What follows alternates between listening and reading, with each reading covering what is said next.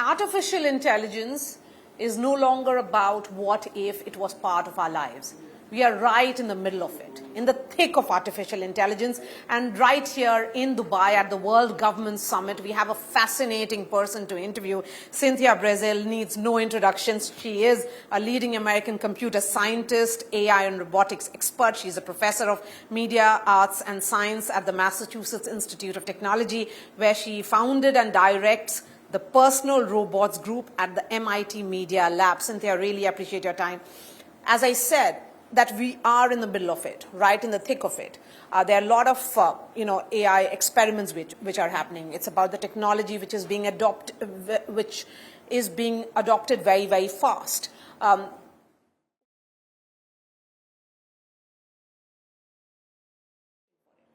Yeah, so I can say, obviously we're like, as you're saying, in kind of this very frothy, exciting time around AI advancements, and a lot of the conversation, I would say especially in the United States, has been a very technology-driven conversation about its capabilities and what it can do, and isn't that surprising, what it's going to do to the future of work and jobs. I'm here because I really want to talk about we need a human-led, human-centered future with AI, and so that gets into human capacity development. And I argue that that needs to actually start in K-12 because our children today, they're AI natives. They're growing up in a time when they've always been able to interact with intelligent machines.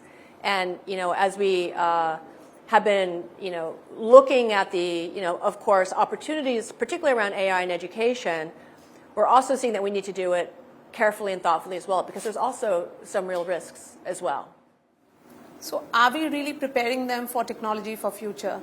So for a 14-year-old who is, perhaps getting used to some AI tools, is he prepared for what living with AI would be if he turns 25, 30?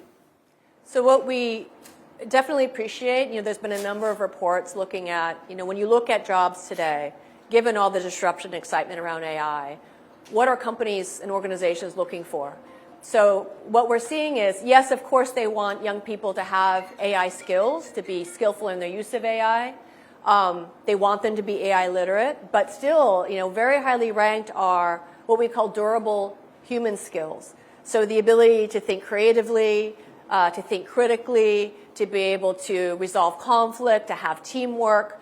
And I think even more importantly these days, when we talk about the capabilities, the cognitive capabilities of AI, people taking agency in how they use these tools to make sure that they themselves are still exercising and developing these key human capacities.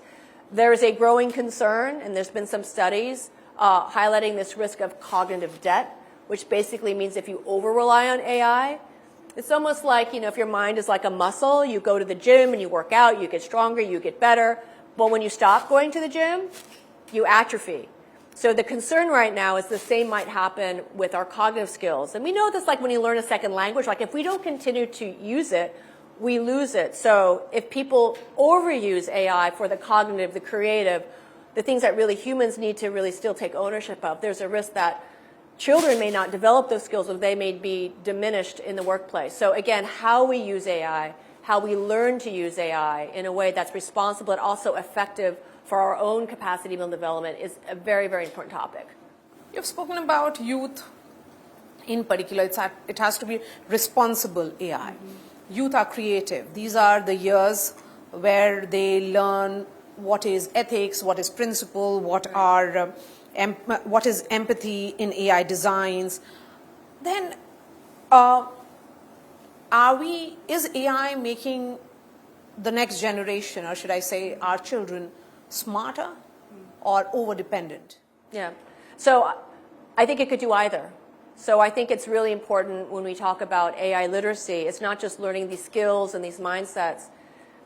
When we talk about responsible use, I think it's important, especially today, and I'd say this is true of people of all ages, to recognize the role of human agency and our ethics and our values and how we use these technologies. This is where people really do need to lead and not, again, offload that onto the AI technologies. So really to understand what is really uniquely important for what people contribute to solutions in the world and so forth, and how we can harness and leverage AI because it is an incredible tool and technology, but we need to do it in the right way. So responsibility is, yes, there's been concerns about bias, for instance. There's been concerns about hallucination. But what I'm saying now is there's concerns about what it does to us in terms of our own human capacities and competencies. And we want to make sure that we use it in a way that we continue to grow, we continue to improve, and we do that with AI and with technology.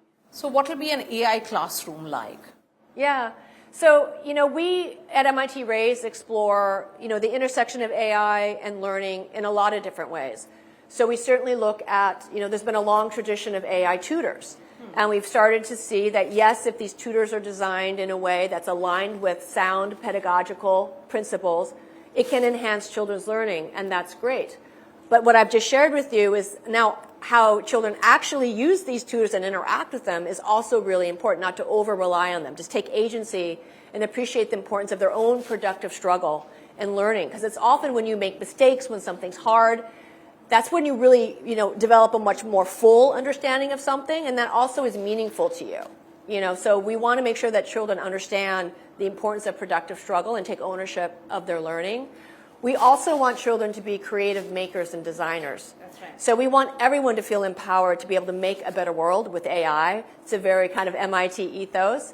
And we've been designing a whole range of child-friendly, accessible toolkits, block-based coding toolkits that allow kids to actually make some pretty sophisticated projects using AI.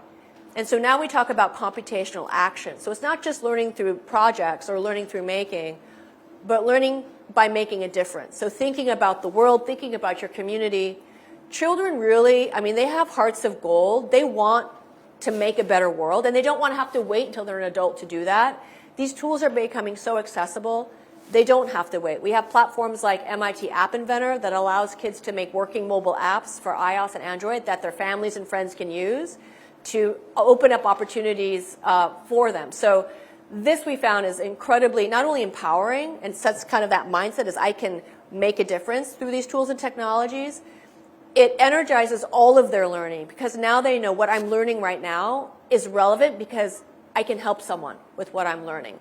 So this idea of computational action, I think, it's a powerful new kind of pedagogical paradigm. So is it making them use it as a leverage or more in the sense like it works better for their minds, or is it making them more dependent? So we have developed a lot of curriculum, again, tools and pedagogical approaches that we basically, really want to foster children's innovative spirit. So that they are the creative makers, critical thinkers about the solutions they're trying to create with these AI tools and technologies, and being a very active, agile participant in that process to be able to work with peers. We have a lot of project-based learning in groups. That's where they also hear different ideas, hear different perspectives, develop those human skills. We feel that these holistic skills are what's going to best prepare young people for the future of work, now and well into the future, because again, our human capacities, I would say, are even more important in the era of AI. AI might be intelligent in its kind of way. It's not intelligent in a human way, and it's not wise, right? And we need, our humans need to bring wisdom to what we create as well. And that is, I think, a very important place that humans should never relinquish to a machine. So you are of the opinion that they will not, or are you of the opinion that social AI and those qualities which is very human-centric will finally make human smarter than the AI? What I'm saying is we have to choose that that's a value we want to maintain. If we do not pay attention to that, we risk losing that. So what I'm saying is it's all about how we teach young people, how we practice it, the values we hold. We have to make that explicit. We have to make that an intentional set of values and goals that we all share, that the future is a human-led one. Because otherwise, if it's unspoken, if you just kind of let things happen, we risk this undesirable path. So I think that's the message is there is a human-led future that we want to see. We need to intentionally do that, train, educate, cultivate, articulate that desire so that we intentionally and deliberately and carefully design for that. That's my big point. Yeah, and you've been, saying something very beautiful just a few minutes ago. You said that it's about making the world a better place. How much have you achieved it, and how much are you hoping to achieve that? Yeah, so I can tell you, so through our curriculum, we often have events where we have students of all ages present their designs that they've created to solve problems with artificial intelligence.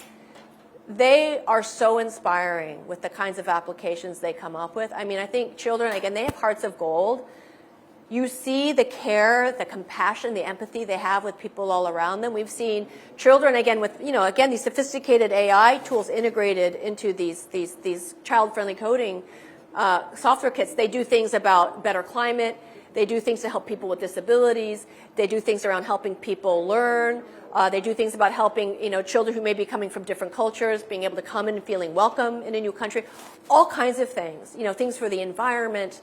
So children, they are really inspiring, and I feel it is our obligation as adults to take them seriously and to cultivate those mindsets and that compassion and their belief in themselves to do good in the world. Because if you can create that in K-12, they're going to carry that through their entire life. And I think that will be a much better future that we're going to want to see. So thank you, Cynthia. You're preparing our children for the future of AI, and you've almost predicted how the future would be. So thank you for this conversation. Thank you.